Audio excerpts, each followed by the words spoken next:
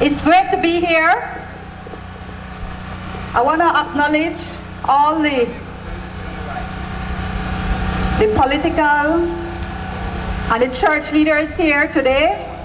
Every month we hold right here, right at Battlefield Park, our monthly Friday praise and worship where we pray for Belize City. One of the issues that we have been praying for is the same issue, to ensure that it does not go through. Well, this morning, they always say that when you need to go do something good, sometimes not a thing will come in your way, the obstacles, right? All of you know about that, right?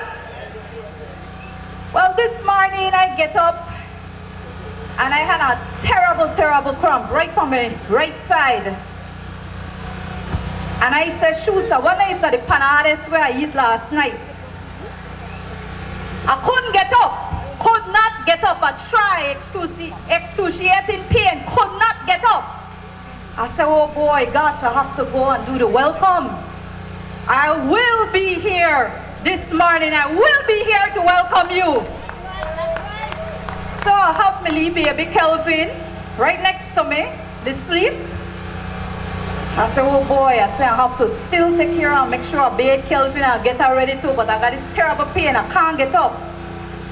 So I lay down, I say, boy, I can't get up. So I say, you know what? I will pray to God every morning and make sure I pray to God, right? But this morning I had to tell her, man, I need you to help me get up. Well, for some reason, in my mind, no, I got a baby. So what happened when your baby got pain and spasm and all of that? What you give her? Right water, that's right. Camphor too. I never got no camphor, but I had grape water. So I said, oh boy, I know I got one bottle of grape water. I knew brand. So I raced to look for this grape water.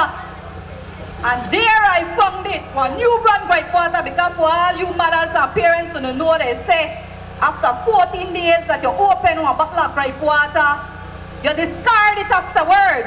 But like, look, this grape water, new brand, seal and everything. So I said, oh boy, I got clear. God, they make it, the way it open up, so take 2 sips of that grape water, big sip, big gulps as a matter of fact. So to feel better, grape water work. And I pray to God and I thank God. Not that I don't trust or anything, but I take another gulp just to make sure. And that's why I do out here. That is why I am able to be out here. Because God made a way for me to come out here and welcome all of you out here. And I know you have come from all parts of this country. I spoke to Pastor Richard Smith. I said, Pastor, you know, Pastor, a lot of times they say about protests, and it's difficult because some people that Saturday night, only the day they take for work. So I wonder if we got the crowd, they said, Mayor, you don't worry. The people will come out. And sure enough, you are out here. You are out here to ensure that you take a stand. And I say all the placards, they say take a stand. And I must commend you that the placards are not disparaging placards. They are not placards that are really, you know, vulgar or anything. So I must commend you on that. And I know that the email that went out said just that. Bring out decent placards, no vulgar placards. That's not what we're here for. So I want to welcome you here this morning, all of you, even those who are out here. If you believe in issue, because I do know that I did see a couple here who I know that one of the persons had been on the media saying that, well, he does support the Unibomb issue. But I think they are the minority out here with queerness. If 1 or 2 of them are out here, I believe they are out here because I just saw them come in. So everybody are out here to listen to what will happen. Now, we know that the preliminary hearing will go, and I know that some of you are more keen into what will be happening at the court. But I will tell you one short thing. Recently, I was in Australia. I had meetings. We had the Commonwealth Heads of Government meeting in Australia. And I got the opportunity to lead the Commonwealth Local Government Forum delegation to Australia from London. We had our meeting, which I chaired in London. And then we traveled on to Australia. One of the issues there had to do with human rights.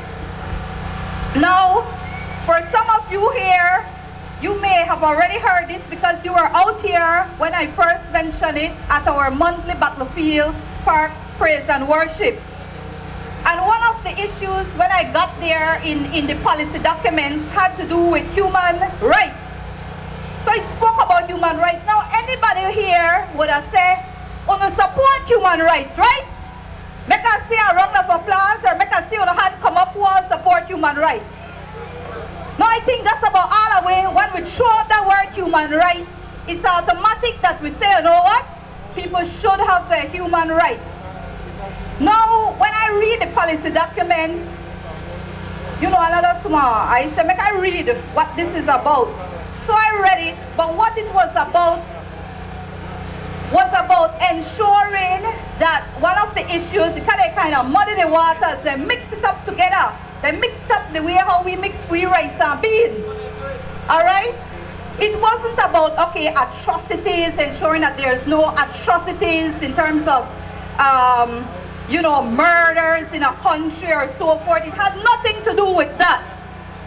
It was about ensuring human rights that, well, they call it human rights, they termed it human rights, that there could be a respect and a legalization which would be supported at this meeting in Australia for there to be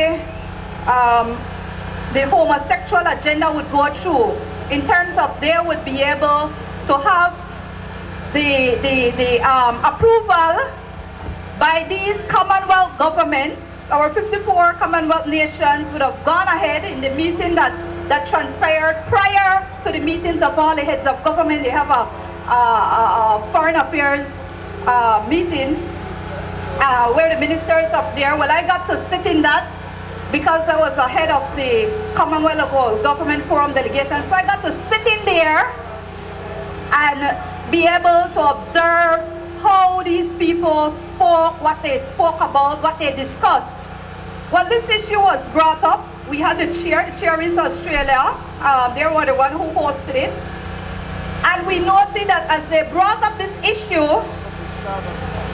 people were not speaking, and I was like, okay, I can see what happened. So I sit down here, and the chair sit down here, and all the Commonwealth countries sit around this big table. You know, all ministers, they're all elected, and then you have behind there all the people, you know, the ambassadors and so forth behind there, and the CEO and so forth. And I said, let me see what will happen. So they bring up this issue. Boom! Who starts off?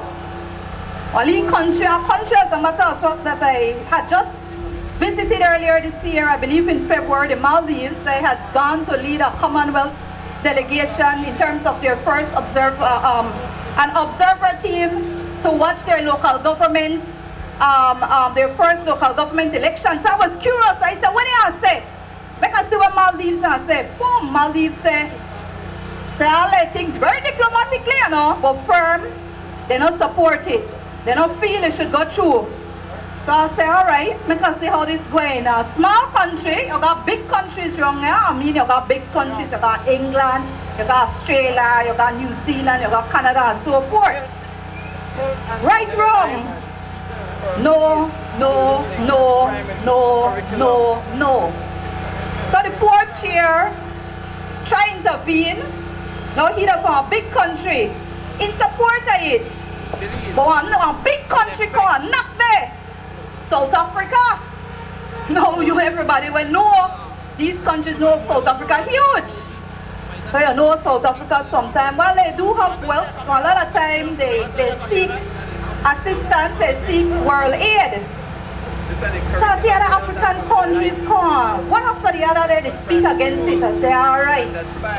The point is that one of the things that was thrown about was the fact that these larger countries I spoke about just now, you got the England, you know, the Australia, the New Zealand, the Canada, and I know I have some of my friends out here from Canada, some Canadian pastors, but some of these particular individuals, they were supporting the issue at that level. But the smaller nations, and most of you who know the Commonwealth, we are made up of European countries, African countries, Asia Pacific countries, the Americas, which includes the Caribbean and Canada.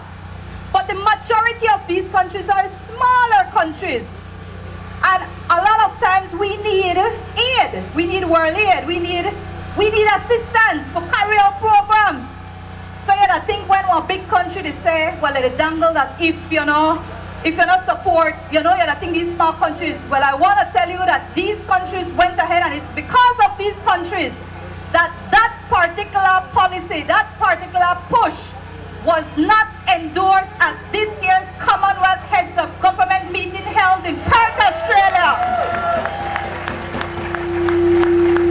So I want to end here by saying that all of you here, you may think our country is small, but what happens here will reflect and send a message in the world of what a small country can do.